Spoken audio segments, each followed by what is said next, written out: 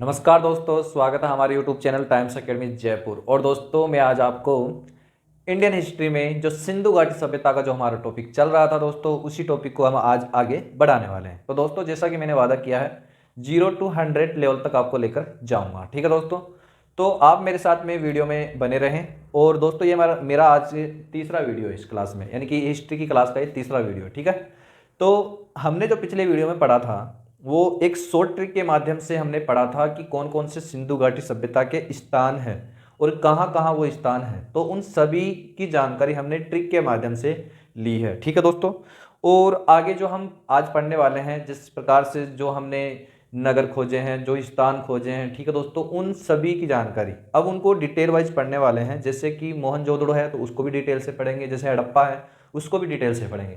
तो अब उनको क्या है, जो स्थान खोजे गए हैं उनको भी डिटेल से पढ़ना है। कौन कौन से पढ़ना है? जो हमारे इंडिया में है, जो फेमस है। जैसे फेमस कौन सा है? मोहनजोदड़ो। हालांकि वो इंडिया में नहीं है लेकिन फिर भी उसके बारे में पढ़ेंगे क्योंकि वो फेमस है। ठीक है दोस्तों, तो इस प्रकार से हम जानकारी आगे लेंगे। तो दोस्तों देखो, सबसे पहले तो सिंधु घाटी सभ्यता जो है उसके कालक्रम के बारे में मैंने बताया नहीं। तो अब कालक्रम के बारे में देखो आप कि इसका जो कालक्रम है वो क्या है क्या नहीं है। तो ये हो गया इसका कालक्रम। कालक्रम का मतलब पीरियड, कि किस पीरियड में ये हुई थी सभ्यता। तो इसका जो पीरियड है वो है 3250 ईस्वी पूर्व से कितना, 2750 ईस्वी पूर्व तक। ये इसका कालक्रम है। लेकिन ये कालक्रम जो है वो किस व्यक्ति ने माना है? तो ये कालक्रम ये कालक्रम जो मानना है दोस्तों, ये कालक्रम किसने माना है? ये माना है जॉन मार्शल ने। यानी कि जॉन मार्शल ने इस कालक्रम को क्या दिया है? अपना समर्थन दिया है। आ गई बात समझ में कि 3250 ईस्वी पूर्व से 2750 ईस्वी पूर्व का जो कालक्रम है वो जॉन मार्शल के अनुसार माना गया है। ठीक है दोस्तों, अब हम बात करेंगे दूसरे कालक्रम की, जो कि किसके अनुसार है? Radio carbon. एक पद्धति होती है दोस्तों कालक्रम जानने की, जिसका नाम है रेडियो कार्बन C14 के अनुसार। ठीक है दोस्तों, रेडियो कार्बन C14 के अनुसार। तो यह है रेडियो कार्बन C14 के अनुसार कालक्रम। तो दोस्तों रेडियो कार्बन C14 के अनुसार जो कालक्रम है दोस्तों वो कितना है? 2350 ईस्वी पूर्व से लेकर कहां तक जाएगा दोस्तों? ये जाएगा 1750 ईस्वी पूर्व तक। कितना? 1750 ईस्वी पूर्व तक। ये ऑप्शन में अगर आपको नहीं मिले तो दोस्तों एक ऑप्शन ये भी हो सही है, जो कि माना गया है कि 2300 ईस्वी पूर्व से लेकर कहां तक का? 1750 ईस्वी पूर्व तक। जो रेडियो कार्बन पद्धति है उसके अनुसार जो कालक्रम है वो 2350 ईस्वी पूर्व से 1750 ईस्वी पूर्व तक माना गया है, जो कि सही भी है। और सब जो जितने भी कालक्रम का जो मेजरमेंट करते हैं वो इसी पद्धति से करते हैं। तो दोस्तों ये जो पद्धति है, इस पद्धति का समर्थन, तो इस चीज का समर्थन जो करने वाले हैं वो किन किन ने समर्थन किया है इस चीज को, इस बात को। तो देखो, एक व्यक्ति है दोस्तों डॉक्टर रोमिला थापर। क्या नाम है दोस्तों? एक व्यक्ति का नाम है डॉक्टर रोमिला थापर, और दूसरे व्यक्ति का जो नाम है वो हम बता सकते हैं कौन सा? अग्रवाल, डीपी अग्रवाल। क्या नाम है दोस्तों उसका? डीपी अग्रवाल। ये दो व्यक्ति हो गए। ठीक है, एक का नाम डॉक्टर रोमिला थापर और एक का नाम है डीपी अग्रवाल। और ये कौन सा मत है? ये मत है सर्वमान्य मत। ये हो गया सर्वमान्य मत। आई दोस्तों समझ में? तो यहां से आपका एक क्वेश्चन कंप्लीट होता है कि सिंधु घाटी सभ्यता का कालक्रम का अगर आपकी क्वेश्चन आता है तो उसका जवाब आपको देना है। सबसे पहले जो आपको जवाब देना है वो ये देना है। ठीक है, अगर ये ऑप्शन में नहीं हो तो ये तो 100% रहेगा। और भ्रमित करने के लिए आपको ये भी मिल सकते हैं। वहां पे जो क्वेश्चन आएगा वो इस प्रकार से आएगा, सिंधु घाटी सभ्यता का कालक्रम क्या है क्या नहीं है। ठीक है, मतलब क्या है कालक्रम। ठीक है दोस्तों, तो उनके जवाब आपको ये देना है। ठीक है, अब हम बात करते हैं आगे। तो आगे हम बात करेंगे इसी सिंधु घाटी सभ्यता में जो चार प्रजातियां थी उन प्रजातियों की बात करेंगे कि कौन कौन सी प्रजातियां थी जो सिंधु घाटी सभ्यता में आई और सिंधु घाटी सभ्यता में बसी। ठीक है, वहां पर मतलब बसावट की कौन कौन सी सभ्यता मतलब कौन कौन सी प्रजातियां जो है जो सिंधु घाटी सभ्यता में आकर और बसती है। तो प्रजातियों की हम बात करेंगे तो 4 प्रकार की प्रजातियों के यहां से प्रमाण मिले हैं पूरी सिंधु घाटी सभ्यता में। अब इन प्रजातियों को याद करने की इतनी सी ट्रिक है, जो कि मैं ट्रिक इसलिए बता रहा हूं दोस्तों ताकि आपको क्या है कंफ्यूजन जो होता है ना माइंड में वो कभी नहीं हुआ। और ट्रिक से कुछ नहीं है दोस्तों, नॉर्मल सी ट्रिक होती है। ठीक है, अब देखो जो प्रजातियां हैं उनकी बता रहा हूं मैं। 4 प्रकार की प्रजातियां हैं, वो है प्रभु से अल्प मांगो, ये है। ठीक है, तो प्रभु से क्या हो गया, प्र से हो गया दोस्तों प्रोटो ऑस्ट्रेलियाइड। ठीक है दोस्तों, भूमध्य से हो गया भूमध्य सागरीय प्रजाति का नाम दोस्तों, भूमध्य सागरीय प्रजाति। अल्प से हो गया अल्पाइन, एक प्रजाति का नाम है। मांगो से हो गया मंगोलियन, ये एक प्रजाति है मंगोलियन। मंगोलियन प्रजाति नॉर्मली जो वहाँ के व्यक्ति होते हैं, जो जन होते हैं, उनके सिर होते हैं चौड़े और हाथ उनकी हाइट होती है छोटी। ठीक है दोस्तों, यानी कि जो बोने होते हैं वो मंगोलियन प्रजाति के होते हैं। अब मेन बात ये आती है इन प्रजातियों में ऐसी भी कोई एक प्रजाति होगी जिन्होंने इस सैंधव सभ्यता, जो सिंधु घाटी सभ्यता है, सैंधव सभ्यता है, इसका निर्माण किया है। तो दोस्तों जी हाँ, वो कौन सी प्रजाति है, वो है भूमध्य सागरीय प्रजाति। भूमध्य सागरीय प्रजाति का एक नाम जो हमें देखने को मिलता है वो है द्रविड़। ठीक है दोस्तों, ये जो द्रविड़ प्रजाति है इसने क्या किया, ये है सैंधव सभ्यता की वास्तविक निर्माता। ठीक है दोस्तों, ये क्वेश्चन आता है आपका, सैंधव सभ्यता की निर्माता। ठीक है दोस्तों, आपकी क्वेश्चन आता है कि सैंधव सभ्यता, सैंधव का मतलब समझ गए आप, सिंधु घाटी सभ्यता बोल दो चाहे सैंधव बोल दो, बात एक ही है। ठीक है, तो सैंधव सभ्यता जो है उसकी निर्माता कौन है, वो है द्रविड़। द्रविड़ बोल दो या भूमध्य सागरीय प्रजाति बोल दो। ठीक है, तो ये 4 प्रजातियां हैं जहां से क्या है जो सिंधु घाटी सभ्यता में पाई गई है। तो सिंधु घाटी सभ्यता जो है वो भारत में, अफगानिस्तान में और पाकिस्तान में पूरी एक फैली हुई है सिंधु नदी के किनारे किनारे।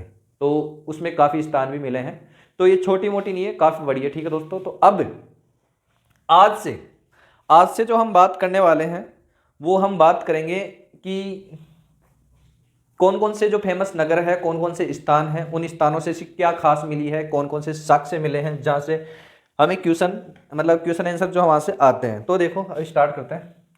तो ये तो आपने खैर साथ के साथ में उतार लिया होगा या अब देख लेना और भी। ठीक है, तो अब देखो, तो दोस्तों जो ये हमारे पढ़ाया हुआ है वो आपको कैसा लगता है तो आप हमें कमेंट्स करके तो जरूर बताना। और जो भी कोई कमी हो तो वो बताना दोस्तों, हालांकि कमी नहीं है, बिल्कुल A to Z जो भी है RAS का जो सिलेबस है उसके अनुसार मैं आपको पूरा पढ़ा रहा हूँ। ठीक है दोस्तों, ये जितना ही पढ़ा रहा हूँ मैं RAS का जो सिलेबस है उसी के अनुसार आपको पूरी डिटेल से बताया मैंने। 0 to 100 लेवल तक लेके जाना है अपन को, 0 to 100 लेवल तक आपको हिस्ट्री पढ़ानी है। इसके अलावा भी आपको GK में बिल्कुल ट्रेन करना है। ठीक है, तो हर चीज़ आपको मैं पढ़ाने वाला हूँ। तो अब चलते हैं दोस्तों हड़प्पा के बारे में। जो हमारा पहला स्थान है, जो सिंधु घाटी सभ्यता का जो हमारा पहला स्थान है, इसको ही मिटा देता हूं, वो हम बात करेंगे हड़प्पा की। ठीक है दोस्तों, तो अब हम बात करने वाले हैं सबसे पहले हड़प्पा की। हड़प्पा की बात करेंगे, हड़प्पा बोल दो या हड़प्पा सभ्यता बोल दो।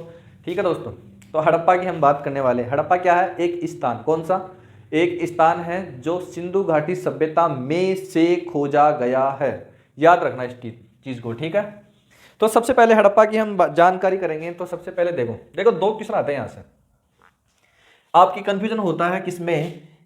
एक तो हड़प्पा, देखो क्वेश्चन ऐसा आता है कि हड़प्पा की जानकारी देने वाला व्यक्ति या हड़प्पा का उल्लेख करने वाला व्यक्ति। ठीक है, और एक क्वेश्चन ऐसे आते हैं हड़प्पा का खोज करता। तो इनमें काफी अंतर है। देखो अंतर क्या है।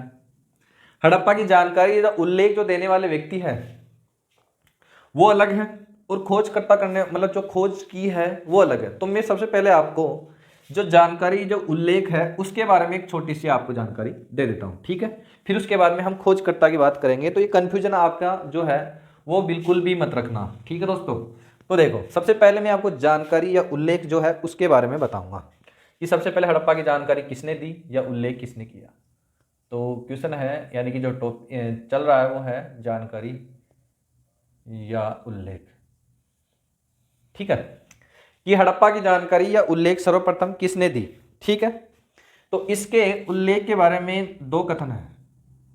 हम चलते हैं 1826 की तरफ और हम चलते हैं 1856 की तरफ, ठीक है। 1856 और 1826 की तरफ चलते हैं। तो 1826 में जब चलेंगे तो उस समय एक व्यक्ति था अंग्रेज जिसका नाम है चार्ल्स मेसन। क्या नाम है? Charles mason. इसने क्या कहा हड़प्पा के बारे में? इसने कहा, इसने एक ग्रंथ में कहा, इसने एक अपने ग्रंथ में कहा, क्या कहा कि भारत में एक हड़प्पा नामक नगर है, भारत में एक हड़प्पा नामक नगर है। तो उसका बेस क्या था? उसका बेस था उसने कोई ना कोई जगह देखी, उसने कोई ना कोई टीला देखा, ठीक है, उसने कोई ना कोई मतलब आती ईंटें वगैरह जो आती हैं तो वो ईंटें देखी होगी, उसने कुछ तो देखा होगा जिसकी वजह से इसने क्या कहा कि भारत में एक क्या है, भारत में एक नगर है। कौन सा है? देखो इसने अपने ग्रंथ में कहा। कहाँ कहा? इसने एक ग्रंथ में कहा। क्या कहा? कि भारत में एक हड़प्पा नगर है। इतनी सी बात कही थी इसने अपने ग्रंथ में। कब? 1826 ईस्वी में। इसका मतलब हड़प्पा की जानकारी देने वाला व्यक्ति कौन है? हड़प्पा की जानकारी देने वाला व्यक्ति का नाम है चार्ल्स मेसन, सबसे पहले। दूसरा देखो जो फेमस है, दूसरा 1856 ईस्वी में, 1856 ईस्वी में जब रेलवे लाइन का कार्यक्रम मतलब जो रेलवे लाइन जो है वो बिछाई जा रही थी, कहां से कहां पर? तो 1856 में जब कराची से लाहौर, कराची से लाहौर तक क्या काम चल रहा था? ये काम चल रहा था रेलवे लाइन का, ठीक है। और इस रेलवे लाइन का जो टेंडर है वो किनको दे रखे थे? दो व्यक्तियों को ये टेंडर मिला हुआ था। किस किस को? एक व्यक्ति का नाम है जॉन और एक का नाम है विलियम, ठीक है। ये दो व्यक्ति जो है उन्होंने रेलवे लाइन बिछाने का टेंडर लिया हुआ था, ठीक है। और ये दोनों दोस्तों, इनका जो सरनेम है वो है बर्टन, यानी कि ये भाई है, ठीक है दोस्तों। इनका सरनेम है बर्टन, यानी गोत्र इनके समान है, गोत्र इनके समान है। यानी कि और इनको इतिहास में अगर कहीं पर आपको देखने को मिलेगा तो वो मिलेगा बर्टन बंधु के नाम से, ये फेमस है दोनों, ठीक है दोस्तों। तो ये हो गया बर्टन बंधु, दोनों क्या है? बर्टन बंधु। कराची से लाहौर तक जब रेलवे लाइन बिछाई जा रही थी तो उसी समय जॉन बर्टन और विलियम बर्टन इन्होंने कुछ खुदाई का कार्य करवाया। कहाँ पे? हड़प्पा के लिए, ठीक है दोस्तों। तो खुदाई में इनको मिली ईंटें। क्या मिली? ईंटें मिली इनको। ईंटें मिली तो ईंटों से इन्होंने अंदाज लगाया कि यहाँ पे क्या है, यहाँ पे हड़प्पा नगर है, ठीक है। अंदाज लगाया और इन्होंने खुदाई कराई तो हड़प्पा नगर की इनके संकेत मिल गए। कुल मिला के ये संकेत है, उल्लेख है, जानकारी है, ठीक है दोस्तों। कि ये जानकारी मिलती है कहाँ से? इस व्यक्ति को, इस व्यक्ति ने तो पता नहीं एक कोई किसी ना किसी भी स्रोत से इसने पता लगा लिया एक ग्रंथ में, फिर इसने ग्रंथ में लिखा कि वहाँ पर एक हड़प्पा नगर है। और इसी नगर के बारे में जब ये कराची से लाहौर तक रेलवे लाइन बिछाई जा रही थी तो जब खुदाई के दौरान इनको ईंटें मिली तो ईंटों से इन्होंने एक नगर होने की कल्पना की, ठीक है दोस्तों। इस प्रकार से ये है कि हड़प्पा की जो उल्लेख जो जानकारी है वो इसी प्रकार से हुआ था, ठीक है दोस्तों। अब हम बात करेंगे पूरी डिटेल से। ये तो थी जानकारी या उल्लेख जहां से क्वेश्चन आते हैं, ठीक है।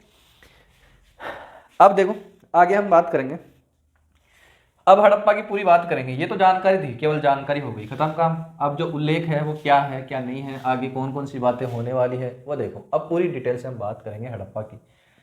तो सबसे पहले हड़प्पा जो है उसके बताया जाओ आपकी हड़प्पा कहाँ पर है कहाँ नहीं है। तो देखो आप जानकारी करते हैं हम हड़प्पा की।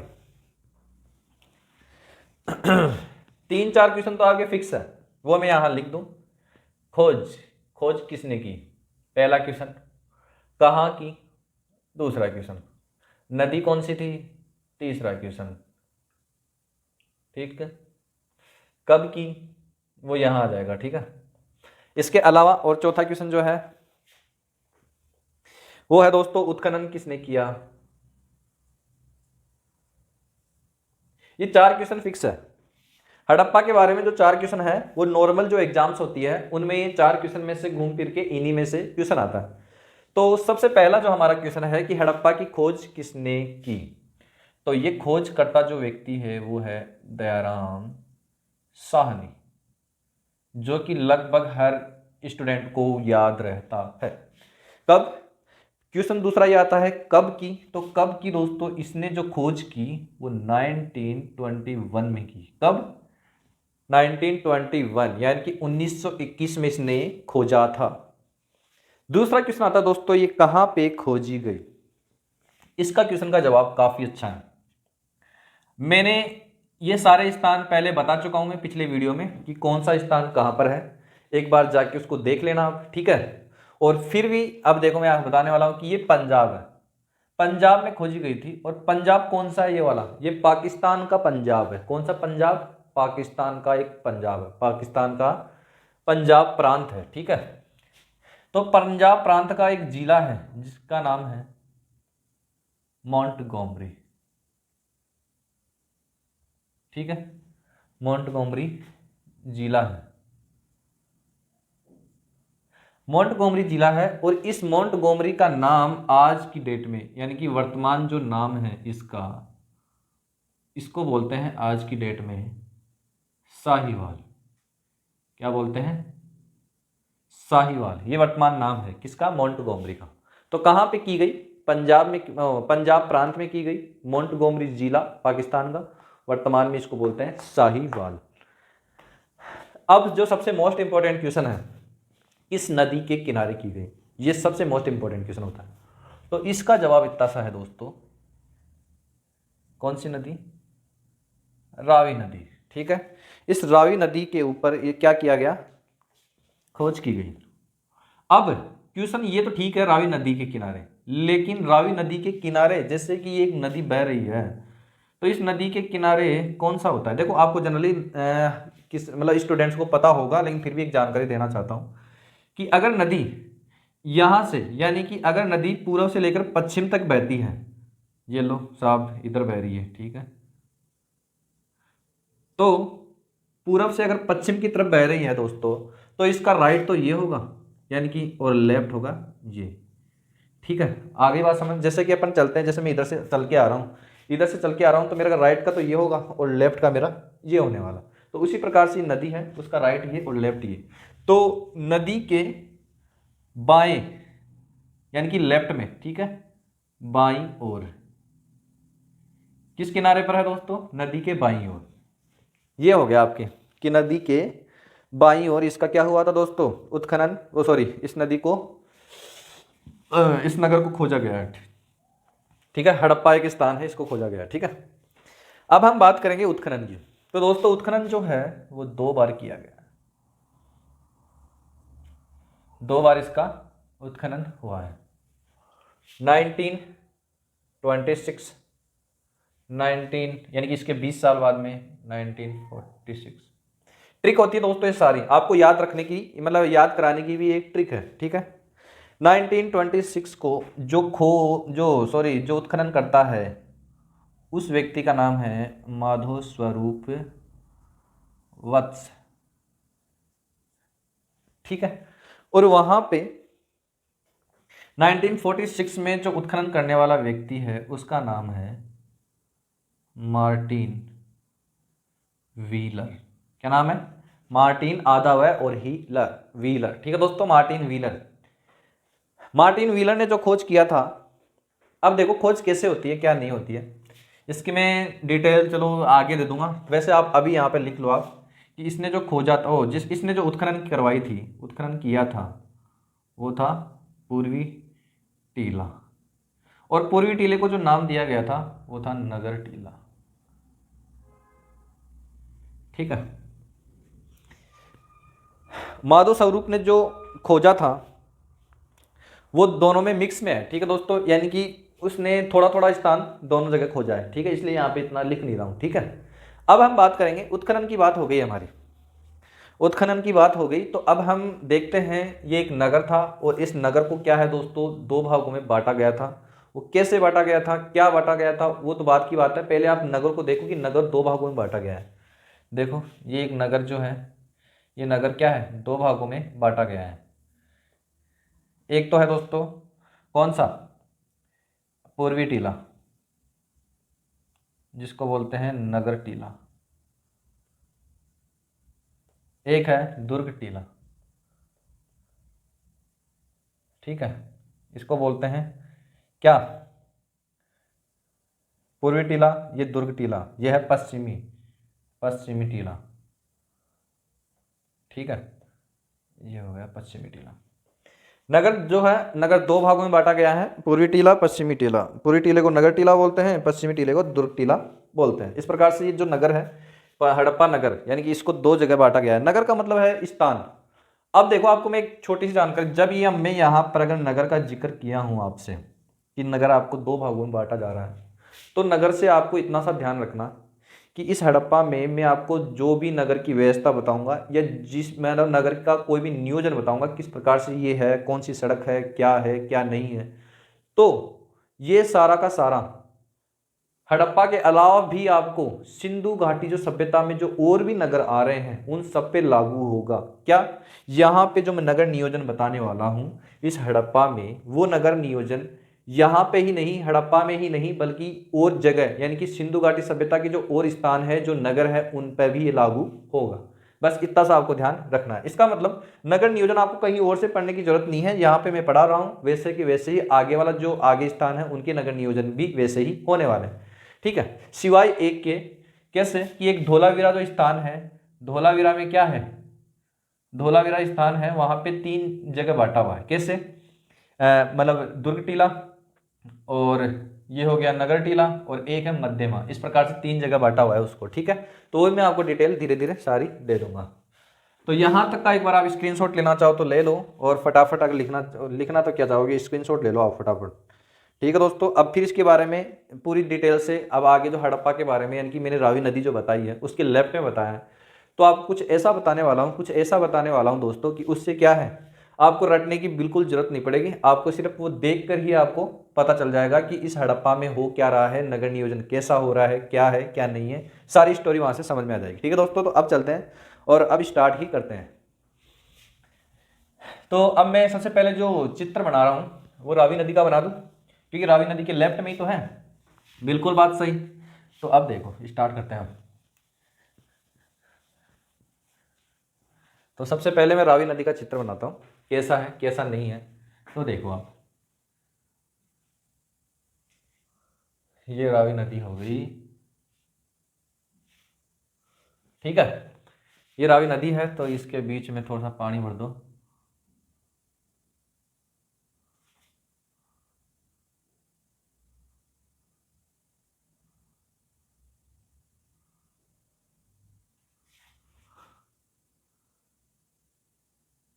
कौन सी नदी है दोस्तों, ये है रावी नदी। तो ये हो गया रावी नदी, रावी नदी के लेफ्ट में है, तो यानी कि इस तरफ है लेफ्ट में। ठीक है, सबसे पहले मैं आपको बना दूं, जैसे कि हड़प्पा है, दो जगह बटा हुआ है नगर नियोजन। ठीक है, कैसे, दुर्ग टीला और कौन सा है, मतलब दुर्ग टीला हो गया और एक नगर टीला हो गया, तो दो टीलों में है। तो सबसे पहले तो मैं आपको बता दूं कि दुर्ग टीला कहाँ होता था। दुर्ग टीला जो होता था दोस्तों, वो नदी के बिल्कुल जस्ट अड़ा के टच में होता था। तो दोस्तों ये हो गया मेरा दुर्ग टीला आ गई। और नगर टीला जो होता था वो थोड़ा सा दूर होता था नदी से, तो ये हो गया हमारा नगर टीला। आ गई बात समझ में। वो हो गया दुर्ग टीला और ये हो गया नगर टीला। अब देखता हूँ, सबसे पहले स्टार्ट करते हैं कि क्या है क्या नहीं है वो देखो। नगर टीले से कुछ जगह छोड़ी जाती थी आने जाने के लिए, ठीक है। पानी आने के लिए नहीं दोस्तों, यहाँ पे तो ऐसे बाड़ लगा दी जाती थी।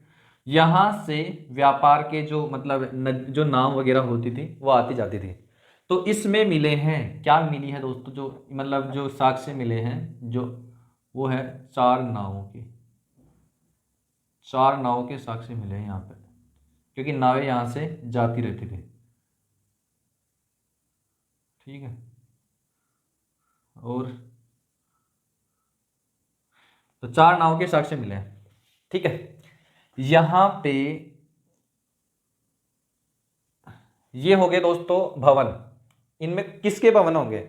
इस दुर्ग टीला में जो भवन थे दोस्तों वो थे मजदूर बेरक, मजदूरों के घर होते थे। तो मजदूर जो बेरक यानी कि छावनी थी, जो लोग थे मजदूर लोग थे, उनको एक साथ हम बोल सकते थे क्या, कि मजदूर बेरक जो है उनके यहाँ पे घर थे, ठीक है दोस्तों, इसमें घर थे।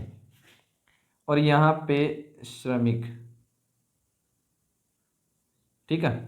तो मजदूर हो गए, श्रमिक हो गए, इनके आवास के यहाँ पे स्थान थे, कहाँ पे? ये हो गया दोस्तों हमारा दुर्ग टीला। दूसरा नाम क्या है दोस्तों इसका? पश्चिमी टीला। ये याद रखना आप, दुर्ग टीला या पश्चिमी टीला। मजदूर बेरक और श्रमिक जो व्यक्ति थे उनके आवास के स्थान थे। तो यहाँ पे मैं लिख, चलो बाद में लिख दूंगा आप, है ना। और इसके अलावा ये थे दोस्तों कौन? प्रशासनिक भवन, यानी कि प्रशासन से जुड़े हुए जो व्यक्ति थे उनके यहाँ पे भवन थे, ठीक है। और इसके अलावा जो मिला है वो देखो, 1 2 3 4 5 6, 1 2 3 4 5 6, छः छः की पंक्ति में, छः छः की जो पंक्ति में वहां पे दो बड़े अन्नागार मिले हैं। क्या मिले हैं? ये देखो यहाँ पे छः छः की पंक्तियों में दो अन्नागार, छः छः की पंक्तियों में दो अन्नागार यहां से मिले हैं। अब देखो हड़प्पा से जो हमें मिले हैं वो देखो, दुर्ग टीला मिला है, उस दुर्ग टीला में छः छः पंक्तियों की दो बड़े, जैसे जुड़े होते हैं दोस्तों वैसे छः छः की पंक्ति के दो बड़े अन्नागार मिले हैं। दो बड़े अन्नागार मिले हैं कहाँ से? हड़प्पा से, ठीक है। दुर्ग टीला है, ये दुर्ग टीले की बात कर रहे हैं, ठीक है। यहाँ से चार नावों के अवशेष मिले हैं। मजदूर बेरक, श्रमिक बेरक, प्रशासनिक जो वर्ग है उनके भवन जो होते हैं ना दोस्तों, उन भवनों के अवशेष यहाँ से मिले हैं। इतना आप यहाँ से समझ लो, बिल्कुल आपको जो है ड्राइंग के अनुसार आपको ये पूरा बता रहा हूँ, ठीक है। अब हम बात करेंगे थोड़ी सी नगर, नगर टीले की बात करें। देखो नगर टीले में क्या है। नगर टीले में जो खास बात थी वो थी सड़कों की।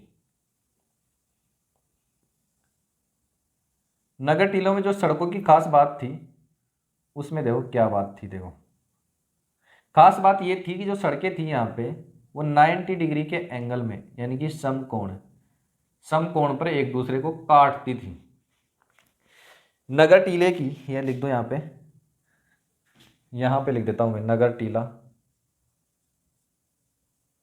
नगर टीला या पूर्वी टीला,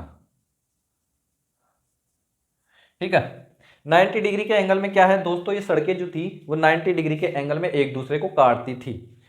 तो इस चीज को क्या बोलते हैं दोस्तों? इस चीज को बोलते हैं ऑक्सफोर्ड पद्धति या ग्रिड पैटर्न पद्धति या जाल पद्धति। ये दो तीन नाम हो गए इसके, ऑक्सफोर्ड या ग्रिड पैटर्न पद्धति या जाल पद्धति। ये 90 डिग्री के एंगल में समकोण बनाती थी। अब आते हैं क्वेश्चन दोस्तों 2 3। सबसे पहले तो ये देखो कि ये जो नगर है इसका ये है पूर्वी। तो पूर्व से दोस्तों इस नगर का क्या है? गेट था, ये लो, पूर्व से नगर का गेट था। तो गेट कैसा था अब देखो, तो मुख्य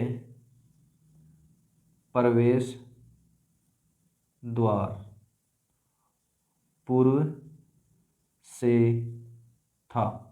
ये जो सड़क है यहाँ से ये हो गया मुख्य द्वार, ठीक है दोस्तों। तो यहाँ पे मैं लिख दूँ कि ये हो गया मुख्य द्वार। मुख्य द्वार है तो इधर जा रहा है। आगे बात समझ में। अब चलते हैं आगे मुख्य द्वार से। और ये वाला जो है दोस्तों ये है मुख्य सड़क। क्या है? मुख्य सड़क। तो मुख्य सड़क जो है ये हो गया मुख्य सड़क। मुख्य प्रवेश द्वार और मुख्य सड़क इन दोनों में अंतर है। क्या है दोस्तों कि मुख्य प्रवेश द्वार जो है वो पूर्व से खुलता है और आगे तक चलता है, पूर्व से खुलेगा और आगे तक चलेगा।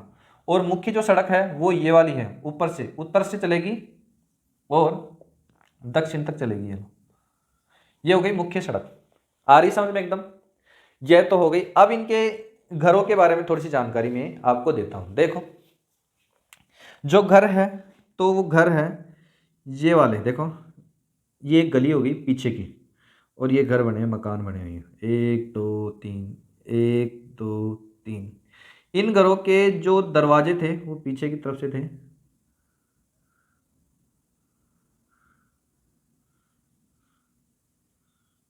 ठीक है, ऐसा हर जगह था, यहां भी था, यहां भी था, यहां भी था, यहां भी था। ठीक है, तो घरों के जो दरवाजे थे वो कैसे थे? पीछे की तरफ से थे, गली में खुलते थे और एक दूसरे के सामने खुलते थे। घरों के जो दरवाजे थे वो गली से जाते थे, गली में खुलते थे और एक दूसरे के सामने खुलते थे। ठीक है दोस्तों, तो ये हो गया, ये है ना। और इसके बाद में एक जो मेन बात और बतानी है वो कब्रिस्तान के बारे में बतानी है। इनके कब्रिस्तान का रास्ता यहीं से, जैसे मान लो ये जो गलियां जा रही है उन्हीं से एक गली जाती थी, ये वाली, ऐसे कुछ बना दूं आपको। और वो कब्रिस्तान कहाँ खुलता था? वो खुलता था दक्षिण की तरफ, दक्षिण में। कब्रिस्तान कहाँ है? कब्रिस्तान है दक्षिण में। और कब्रिस्तान अगर दक्षिण में है तो मेन देखो, कब्रिस्तान अगर दक्षिण में है तो क्या करेंगे कि पहले तो इनके जो अवशेष मिले हैं वो 1 2 3 4 5 6 7 8 ऐसे करते करते 37 कब्रिस्तान लगातार मिले हैं। तो इस चीज को तो दोस्तों क्या बोल दिया गया? R37। ये याद रखना, कब्रिस्तान का नाम है क्या है? R37। किस पर क्यों मिला है? क्योंकि 1 2 3 4 5 6 7 8 इस प्रकार से पूरे 37 के 37 लगातार में कब्रिस्तान है, मतलब दक्षिण में जो कब्रिस्तान मिले हैं लगातार, और वो है R37 नाम से है। ठीक है, दूसरा दक्षिण में फिर ऐसे परेशान होते, मतलब इन्होंने क्या है स्टार्टिंग में तो इस प्रकार लगातार उनको कब्रिस्तान बनाते रहे, फिर इन्होंने थोड़ा पैटर्न चेंज कर दिया, 2 कब्रिस्तान ऐसे और 2 ऐसे, फिर 2 ऐसे, फिर 2 ऐसे, फिर 2 ऐसे, फिर 2 ऐसे, इस प्रकार से कब्रिस्तान बनाने लगे। तो इस पैटर्न को दोस्तों इन्होंने नाम दिया, जो नाम दिया है वो है H। इसका मतलब जो कब्रिस्तान है वो R37 और H है। क्या है? R37 और H है, H प्रकार का है। ये सारा का सारा नगर नियोजन है। ठीक है, ये याद रखना, नगर नियोजन है। यहाँ पे जो नगर नियोजन है वो सब जगह अप्लाई है। ठीक है दोस्तों, टीले में थोड़ी गड़बड़ी हो सकती है ऊपर नीचे, लेकिन नगर नियोजन जो है वो आपको हर जगह एक जैसा मिलेगा। और देखो नगर में कौन रहते थे? नगर में रहते थे आम जन, आम जन। ठीक है, यहां से क्या थी? कच्ची कच्ची ईंटें थी। ठीक है, तो कच्ची ईंटें होने के कारण यहाँ की जो नालियां हैं, अगर नालियों में कच्ची ईंटें लगाएंगे ये, तो नाली के पानी से क्या है वो कच्ची ईंटें बह जाएगी। तो इसीलिए यहाँ की जो नालियां थी तो वो नालियां कैसी थी? नालियां थी लकड़ी से बनी हुई। यहाँ की जो नालियां थी वो क्या थी? लकड़ी की बनी हुई थी।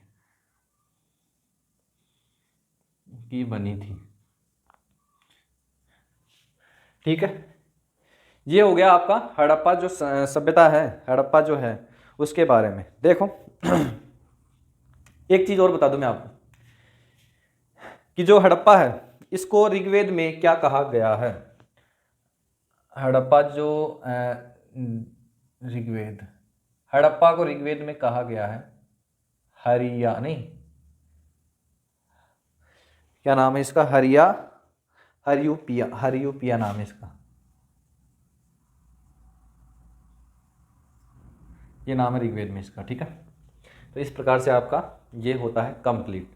और मैं अब फटाफट आपको जैसा जैसा लिखा रहा हूँ वैसा वैसा आप इसको लिख लेना, ठीक है। तो अब स्टार्ट करते हैं। सबसे पहले तो आप इसका स्क्रीनशॉट ले लो और देख लो एक बार कहाँ से क्या क्या मिला है, क्या क्या नहीं मिला है, फिर मैं आपको फटाफट ये लिखवाने वाला हूँ, ठीक है।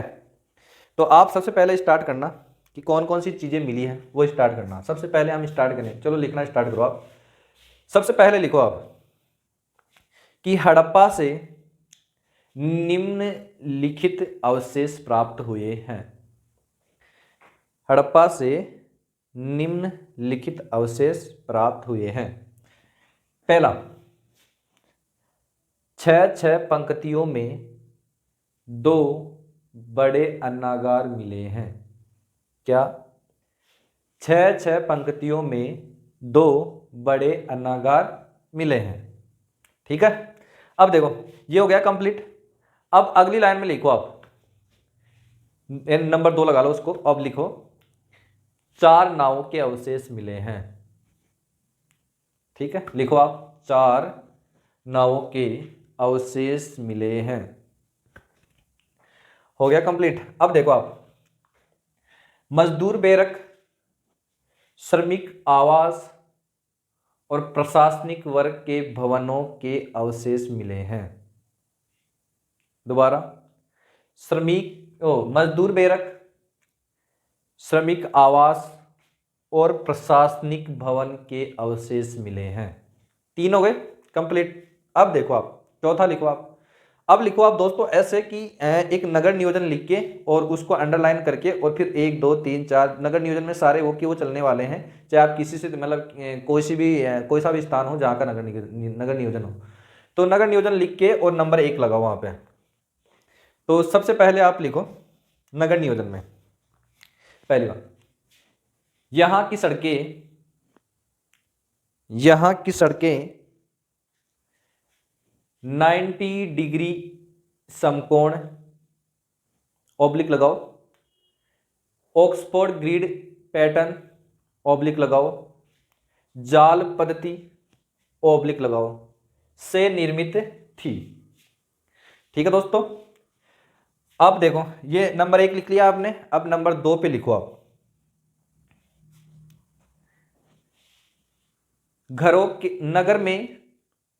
नगर में घरों के दरवाजे गलियों में पीछे की तरफ एक दूसरे के सामने खुलते थे। ये लिखो आप फटाफट कि नगर में घरों के दरवाजे एक दूसरे के सामने गलियों में खुलते थे, ठीक है दोस्तों। इस प्रकार से आ गया। अब नंबर 3 लिखो, नगर के दक्षिण में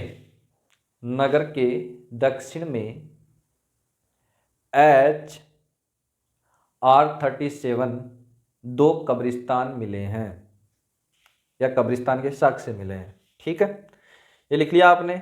और देखो नगर का मुख्य प्रवेश द्वार पूर्व में होता था, ठीक है। नगर में मुख्य प्रवेश द्वार पूर्व में होता था। आ गई। अब आगे लिखो, नगर की मुख्य सड़क उत्तर से दक्षिण की ओर जाती थी। नगर की मुख्य सड़क उत्तर से दक्षिण की ओर जाती थी। अब 1 2 नोट लिखो आप फटाफट। पहला नोट तो ये लिखो, धोलावीरा एकमात्र ऐसा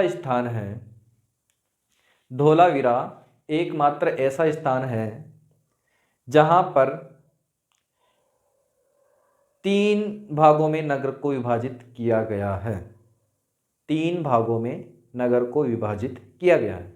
नंबर 1 दुर्ग टीला, नंबर 2 नगर टीला, नंबर 3 मध्यमा, ठीक है। एक नोट और लिखो, लोथल एकमात्र ऐसा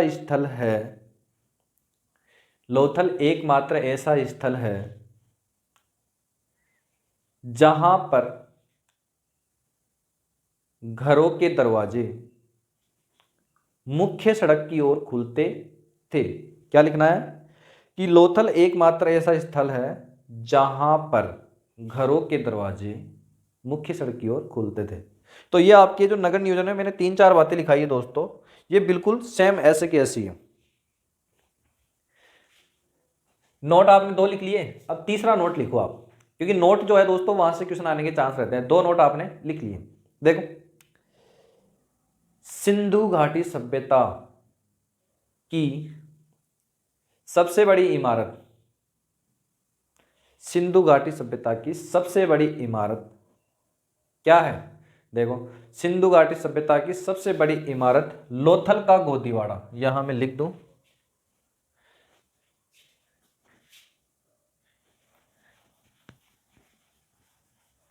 देखो, नोट नंबर जो 3 आपको लिखना है वो उसमें क्या लिखना है कि सिंधु घाटी सभ्यता की सबसे बड़ी इमारत लोथल का गोदीवाड़ा, ये लो गोदीवाड़ा है। तो गोदीवाड़ा से मतलब क्या निकलता है दोस्तों? इस गोदीवाड़े से मतलब निकलता है बंदरगाह, बंदरगाह को बोलते हैं गोदीवाड़ा। ठीक है, अब देखो हेड ओ सिंधु घाटी, चौथा 3 लिख लिए, चौथा लिखो आप। सिंधु घाटी सभ्यता की दूसरी सबसे बड़ी इमारत, सिंधु घाटी सभ्यता की दूसरी सबसे बड़ी इमारत हड़प्पा से प्राप्त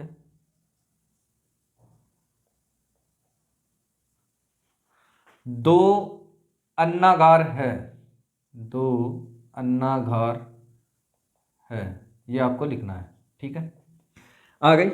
और एक मतलब डिफरेंस जो है दोस्तों, यानी कि आपको डिफरेंस पता होना चाहिए। ठीक है, इसीलिए मैं आपको लिखा रहा हूं, हालांकि ऐसा कुछ भी नहीं है। और एक और यहाँ की यहीं एक और लिख लो, 5 नंबर का और लिख लो, ताकि आपके एक साथ जितना भी कंफ्यूजन है वो सारा का सारा एक साथ ही कंप्लीट हो जाए।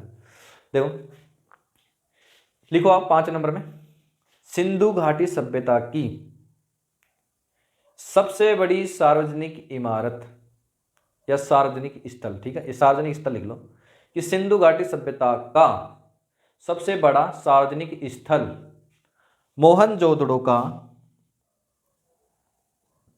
मोहनजोदड़ो का सार्वजनिक स्नानागार है, जिसकी हम आगे जानकारी देने वाले हैं। ठीक है दोस्तों, ये हो गया कंप्लीट, और इतना ही आपको इसमें पढ़ना था।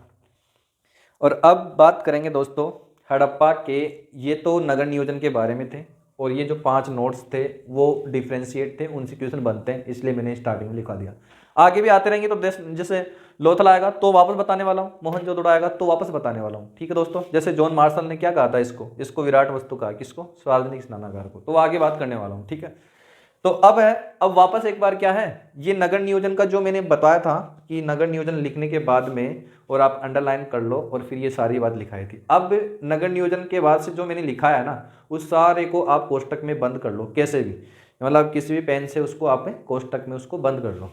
ठीक है, और अब चलते हैं आगे, और आगे चलते हैं और वापस हड़प्पा की तरफ थोड़ी सी और जानकारी लेते हैं, जो इनसे अलग है, जो नगर नियोजन से इनसे अलग है, उन जानकारी को अब लेते हैं जो हड़प्पा से ही मिली है, खासकर उनकी पहचान जो हड़प्पा से होती है उनके बारे में, इनकी अन्य अवशेषों की हम बात करने वाले हैं। अन्य अवशेषों की बात करेंगे अब। तो दोस्तों आपको मैं बिल्कुल भी नहीं छोड़ूंगा, आपका जो ये है वो मतलब इतिहास का जो होगा, इतिहास में जो आप पढ़ेंगे, एक बार पढ़ लोगे ना आप, तो यकीन मानोगे कि आप बहुत ही अच्छा रिजल्ट पाओगे आप। तो स्टार्ट करते हैं कि अन्य अवशेष क्या क्या थे, क्या क्या नहीं थे। तो अधिकतर जो हमें अवशेष मिलने वाले हैं, या तो कोई मोहर हो गई, ठीक है, या कोई मूर्ति हो गई, इस प्रकार के मोहर हर जगह इतने इतने मिलते हैं। ठीक है, तो अन्य अवशेषों की बात करेंगे हड़प्पा की। क्या है दोस्तों अन्य अवशेष जो इनसे अलग है? अन्य अवशेष, पहला, अन्य अवशेषों में जो पहला है वो है दोस्तों कि एक मूर्ति मिली है, मृण मूर्ति। कैसी मूर्ति मिली है? मृण मूर्ति। ऋण का मतलब मिट्टी से बनाई हुई एक मूर्ति। ठीक है, अब वो देखो कैसी मिली है मूर्ति। स्त्री के, लिखो साथ साथ में लिख लो इसको। ठीक है, स्त्री के गर्भ से निकला पौधा की मरण मूर्ति। ठीक है। और स्त्री के गर्भ से जो ये निकला पौधा है, इसको यहाँ के लोग क्या कहते थे? कोष्टक में लिखो इसको, उर्वरता की देवी। ठीक है। या इसको और भी नाम देते थे, वो है पृथ्वी देवी। ये आपको मिल जाएगा। स्त्री के गर्भ से निकला पौधा, पौधे की क्या है? मृण मूर्ति है, जिसको हड़प्पा वासियों ने क्या नाम दे रखा था? उर्वरता की देवी। क्या है? उर्वरता की देवी या पृथ्वी देवी। ठीक है, ये हो गया पहला अवशेष। अब आगे देखो दूसरा वाला। दूसरा जो अवशेष है दोस्तों वो है कि क्रीम पाउडर आते हैं दोस्तों, जैसे जो औरतें लगाती हैं क्रीम पाउडर, लाल लिपस्टिक जो भी है, तो उन सबको क्या करते हैं वो दोस्तों, उनको क्या बोलते हैं? उनको प्रसाधन मंजूषा। क्या बोलते हैं उनको? प्रसाधन मंजूषा। तो यहां से प्रसाधन मंजूषा व कांस्य का दर्पण भी प्राप्त हुआ है। कांस्य का दर्पण भी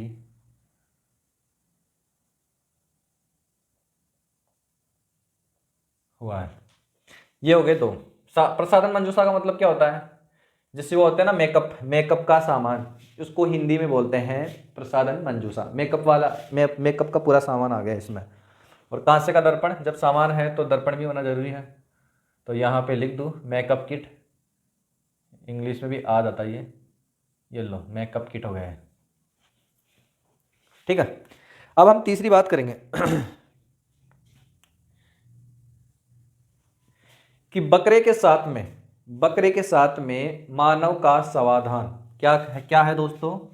तो वो देखो, बकरे के साथ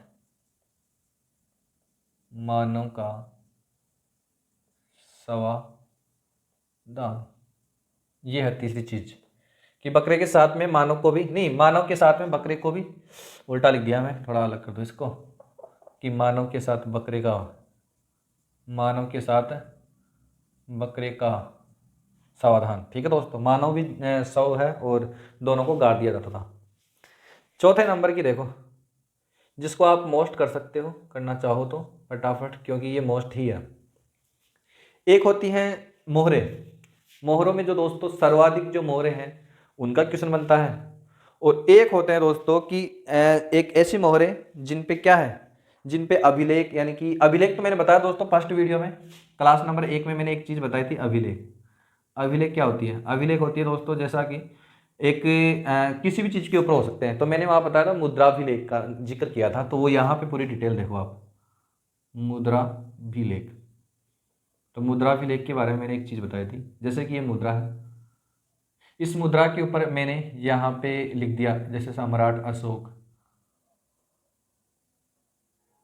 ठीक, इससे क्या पता चलता है? इससे पता चलता है कि अशोक के काल की मुद्रा है, बस इतना सा पता चलता है। उसी प्रकार से देखो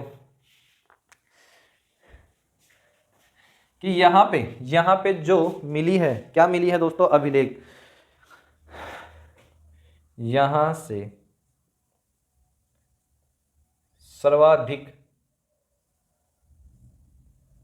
अभिलेख युक्त मोहरे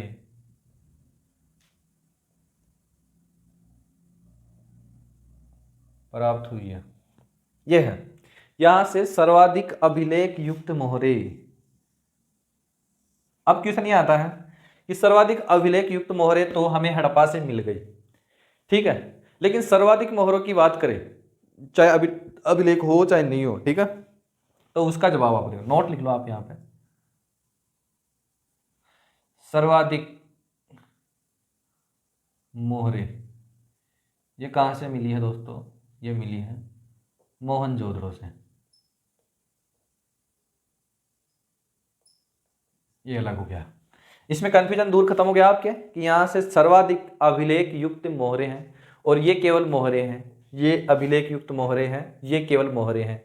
मोहरे सर्वाधिक मिली है मोहनजोदड़ो से, अभिलेख युक्त मोहरे जो सर्वाधिक मिली है वो मिली है हड़प्पा से। बस एक ये कन्फ्यूजन जो आपके होना था वो मैंने कंप्लीट कर दिया है। अब देखो कि यहाँ की जो मोहरें थी, अब इन मोहरों का निर्माण कैसे हुआ, किससे हुआ, तो देखो यहाँ पे 5वें नंबर पे लिख लूँ मैं आपको मोहरे, ये लो मोहरे। इन मोहरों का जो निर्माण हुआ है वो निर्माण हुआ है किससे, यानी कि ये मोहरे जो बनी है किससे बनी है, सेल खड़ी। अब मेन क्वेश्चन आता है कि सेल खड़ी होती क्या है, इंग्लिश में इसको बोलते हैं स्टेटाइड। तो सेल खड़ी जो है उससे बनी है। बचपन में आपने गांव में जो देखा होगा कि जो भरनी होती है, भरनी का मतलब होता है जिसमें हम दही वगैरह ये रखते हैं, ठीक है दोस्तों। तो वो जो भरनी होती है वो गाढ़ी होती है ना, तो मतलब मटके से काफ़ी स्ट्रांग होती है वो ना। तो जो भरनी होती है उस भरनी जो भरनी बनी होती थी वो सेल खड़ी से बनी होती थी, ये याद रखना। तो सेल खड़ी क्या होती है, जो गाँव में, आज हरियाणा की तरफ तो आज भी शायद वो प्रचलित है, तो हरियाणा में या इनमें, ठीक, गांव में जो भरनी मतलब दही दूध डालने के लिए कुछ भरनियाँ होती थी, ठीक है, तो घी रखने के लिए भरनी होती थी, तो वो भरनी किससे बनी होती थी, सेल खड़ी से। तो ये जो मोहरें हैं वो किससे बनी थी, सेल खड़ी की। इसको इंग्लिश में बोलते हैं स्टेटाइड, ये भी याद रखना क्योंकि ये भी पिछली बार पूछा गया था किसी एग्जाम्स में, एग्जाम का नाम तो याद आ नहीं रहा, तो उसमें मोहर जो है वो सेल खड़ी से बनी हुई होती है। अब क्वेश्चन ये आता है कि मोहर तो सेल खड़ी से बन गई, कोई दिक्कत नहीं है, इसमें अंकन किसका है साहब, इसमें अंकन किसका है। अंकन के क्वेश्चन भी तो आते हैं कि मोहर पे जो अंकन है वो अंकन है किसका। तो ये अंकन जो है वो एक सरंगी बेल, देखो क्या क्या नाम है, एक सरंगी बेल हो गया, कुब्बरदार बेल, कुब्बरदार बेल हो गया, पशुपतिनाथ है,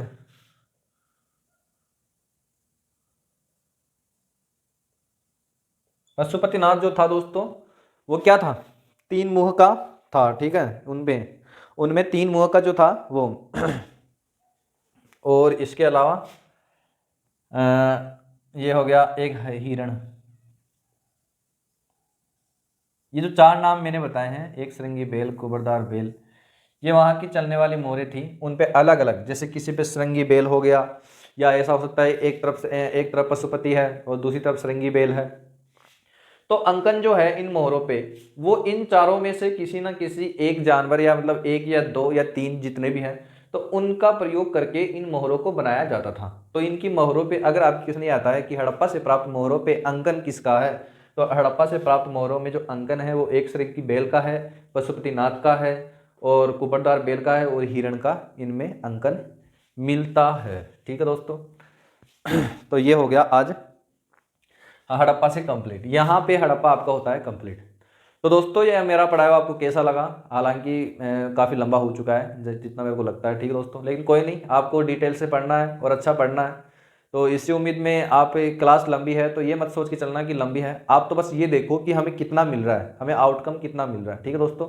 तो आपको पूरी डिटेल से पढ़ाया जाएगा, मैं खुद एक RS का स्टूडेंट हूँ, तो आप बिल्कुल घबराने की टेंशन नहीं है, मैं आपको बिल्कुल पूरे डिटेल से जो मेरा RS का सब्जेक्ट सिलेबस है उसी के अनुसार से आपको पूरा डिटेल से पूरा पढ़ाऊंगा, तो आप टेंशन लेने की कहीं भी जरूरत नहीं है और किसी भी कोचिंग सेंटर से कहीं से पढ़ने की कोई ज़रूरत नहीं है, ठीक है दोस्तों। तो अब हालांकि मेरे को जैसे जैसे टाइम मिलता है इसके बाद में ये कंप्लीट कराने के बाद में आपके क्वेश्चंस की PDF भी लेकर आऊँगा, ठीक है दोस्तों। तो मिलते हैं अगले वीडियो में, तब तक के लिए बाय।